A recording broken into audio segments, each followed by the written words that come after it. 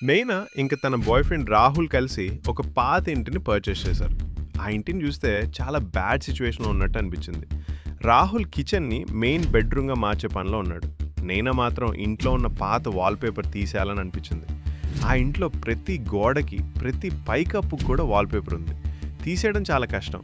కానీ తీసేస్తుంటే విచిత్రమైన ఒక సాటిస్ఫాక్షన్, వింతగా ఒక సంతృప్తి.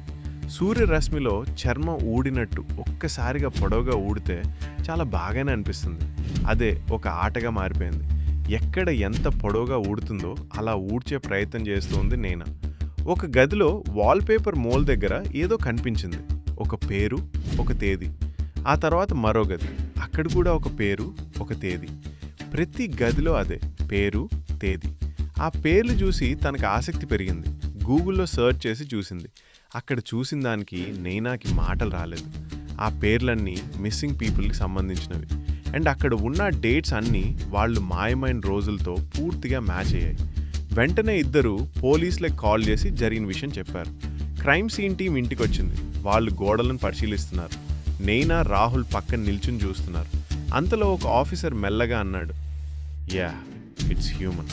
ఇద్దరికి ఒక్కసారిగా గుండె ఆగిపోయింది. హ్యూమన్ అంటే ఏంటి? నైనా వెంటనే అడిగింది. ఏమంటున్నారు? హ్యూమన్ ఏంటి? ఆ ఆఫీసర్ వాళ్ళ వైపు చూసి అన్నాడు, మేడం, మీరు తీసేసిన మెటీరియల్ ఎక్కడ పెట్టారు? నైనా అయోమయంగా చూసింది.